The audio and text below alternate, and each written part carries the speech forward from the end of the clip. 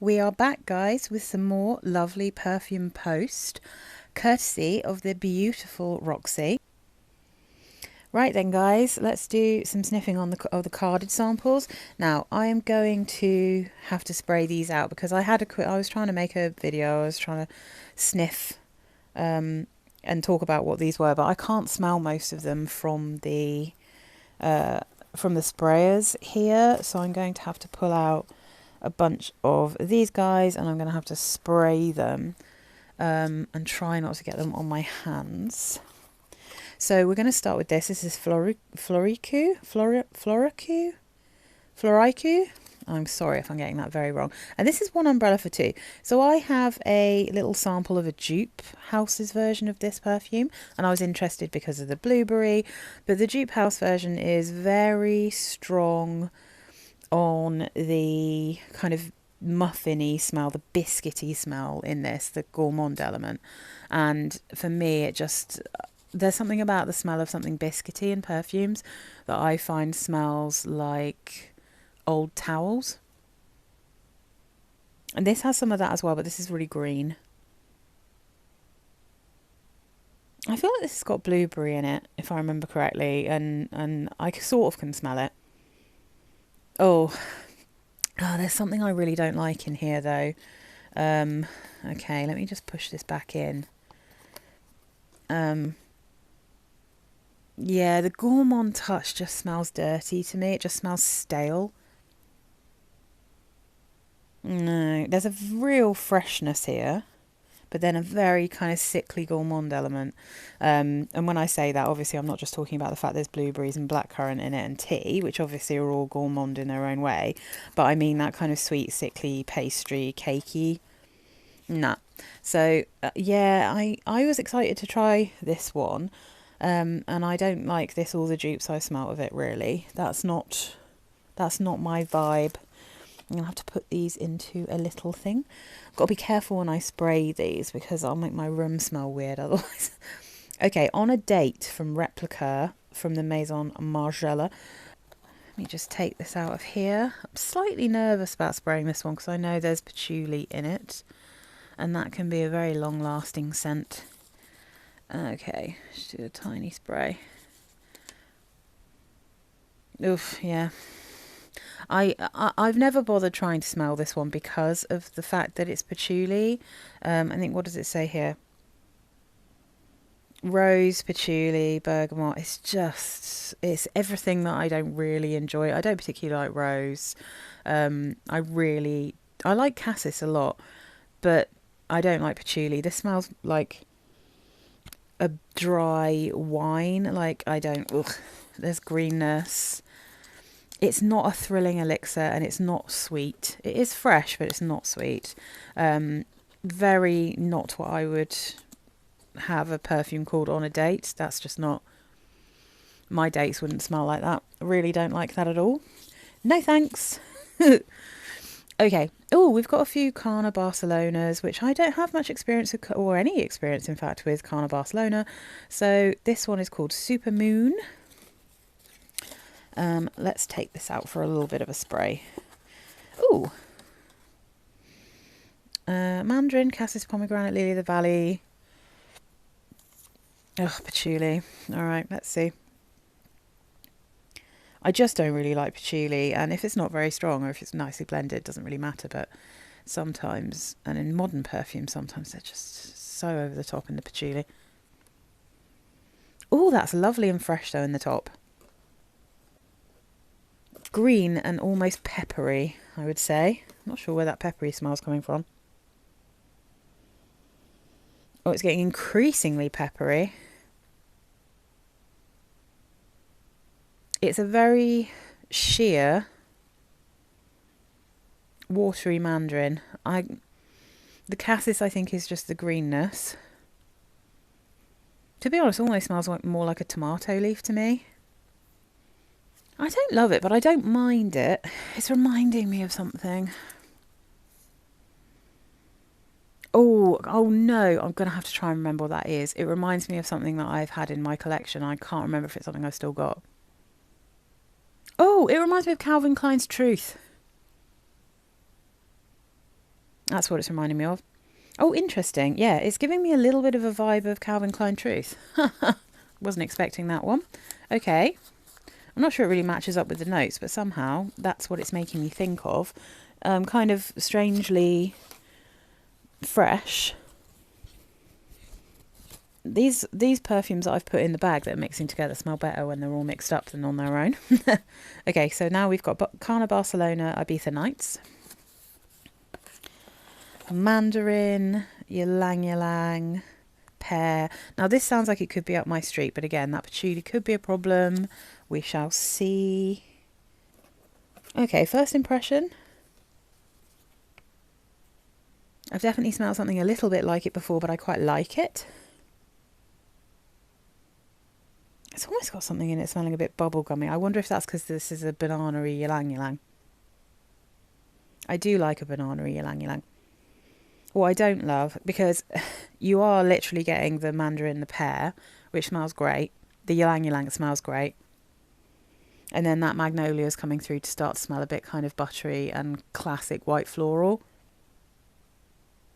which I don't love and is a bit of a shame, because if it didn't have that magnolia, it would be much nicer. See, the magnolia is massively taking it over now. And it's starting to smell more like things I don't really like terracotta and Gucci Bloom, all those kind of things that are normally like some kind of tuberose, gardenia, that kind of thing. But yeah, I'm getting that vibe. So started off beautifully, fell off a cliff. Okay. We've got one left from the Carna Barcelona. We've got Sal y Limón, which I assume is a lemon perfume. Okay, let's put that there. Need a little sprayer. Ooh, where's the thing? Oh, there it is. Ooh, that came out in an interesting way. Yep, that is a fresh, it's exactly what it says, fresh fizzy lemon. Bit of saltiness. I mean,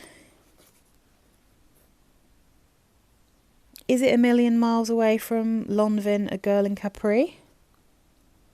No, it does smell more expensive. It's becoming greener.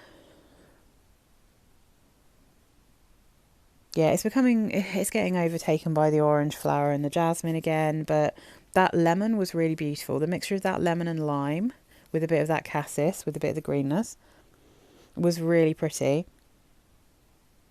And now the orange flower is coming in and taking over, and it's starting to smell body lotiony and just like a classic kind of soapy orange blossom. It's okay. I mean, to be honest, again, like you could get something like one of the monothem, one of the vegan ones in the bright orange bottles. You could get something like that for about 15 squids that would probably give you a similar effect. I mean, this is perfectly nice, but I don't really know what the price point is for Carna Barcelona. But yeah, but that one's not, that one's okay. Now then, what do we have? Another Hubigant. Quelques, Fleurs, l'Original. So,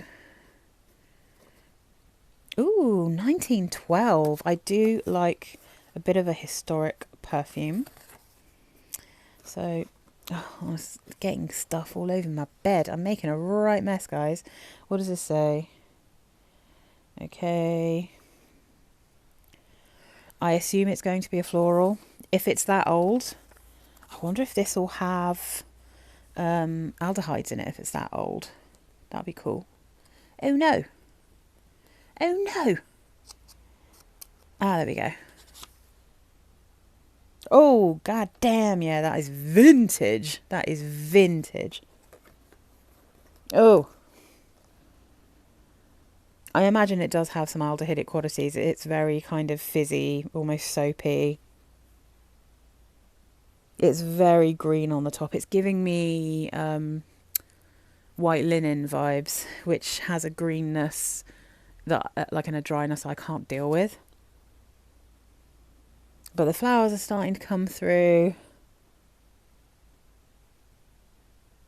Yeah, also the same kind of greenness that the other one that I always wanted to be able to wear, because there's an element of it that I love, which is Giorgio Beverly Hills, the yellow, the classic yellow perfume. That's an absolute beast.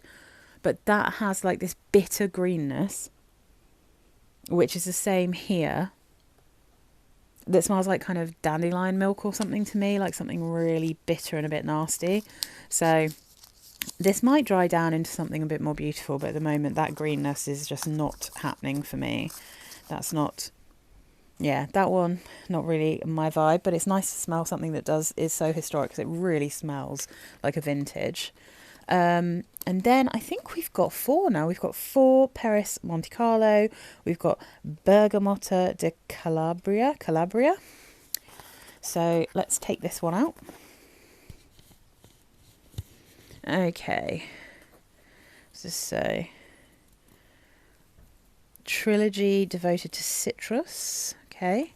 I do like mandarin. Let's see how cedary it is though. Very citrusy. Very natural citrusy, like citrus oils, citrus peel. A little bit sharp, not really much in the way of sweetness. The actual fruit smell is coming through a bit more than the kind of peel and the oil after a while, but I mean, this definitely reminds me of something, maybe one of the Aqua Allegorias. It's a bit green, it's a little bit soapy. I imagine there's some kind of neroli or orange blossom or something in here with this. Possibly petitgrain or something, but I mean, it's perfectly nice. It's not particularly interesting, but it's okay. It's not offensive in any way. I'm not sure I've had any offensive ones so far in this particular batch. That's pretty cool. We've got Rose de Taif. I'm not really a rose fan, so this will be interesting. Ottoman Empire, which is pretty cool. I wonder if this is going to be an interesting one. Lots of information here about the actual Taif rose. So that is a rose in the face. That is a straight up rose. A pretty classic smelling rose, I'd say. Not really getting much else other than rose from this, but I feel that's probably the point of this one. Yeah, I mean, this is one for like the people who genuinely absolutely love rose perfumes. I love roses in real life, but I've never really smelled perfume that can quite capture a natural rose. I kind of, not in a sick serial killer way, but I kind of understand the frustration with the character in Perfume, you know, because trying to capture a certain smell that only exists in real life and you just cannot capture in a perfume. Yeah, I don't love it. It smells a little bit old-fashioned to me, but then again, I can't really judge because I don't particularly like rose perfumes. It doesn't quite smell like Yardley rose, but it's not it's more specialised and a bit prettier than that, but don't love it. So then we've got Rose de Mai. So let's spray this guy out. Oh, patchouli. Oh no. A rose and patchouli. That's probably not going to be for me. But let's not judge too quickly. Bewitching. Erotic. I don't find rose and patchouli as a combo, or patchouli and musk, erotic in any way, but I'm sure lots of people disagree with me. This is interesting. This is certainly more my type of rose. And this one is close to smelling more like a natural rose. That's very pretty. There's something else going on here. I don't think it's patchouli. There's something else here. I can't put my finger on what it is. Maybe another delicate floral or some kind of very delicate fruit, but maybe actually there might be a spice in this, maybe. I think it's pretty. I also think it's slightly sickly in a weird way, and not because it's too sweet, but there's just something about that rose note that I find a bit sickly, but also really pretty. Again, if you love rose, this might be one to investigate. Much more interesting than the Taif rose, I feel, this Rose de Mai. Okay. Oh, this one I'm more interested in. Mimosa Tanneron. So what does this say on the inside? Sweet blossoming. Oh, Jean-Claude Elena. Okay.